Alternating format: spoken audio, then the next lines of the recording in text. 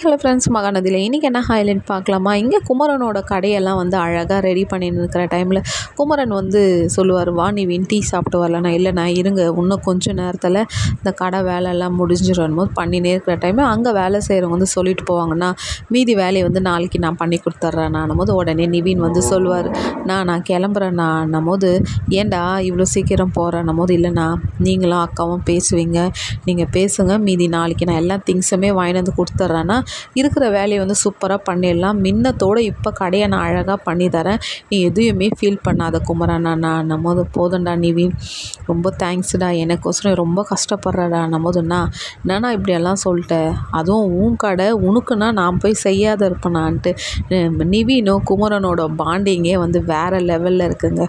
கூட பிறந்தாதான் அண்ணன் தம்பியனா, சகலை கூட அண்ணன் தம்பிப்பான்ட்டா இவங்க வந்து இந்த கதை மூலயமா எல்லாரோட மனசுலையும் இடம் பிடிச்சிருக்கிறாங்க.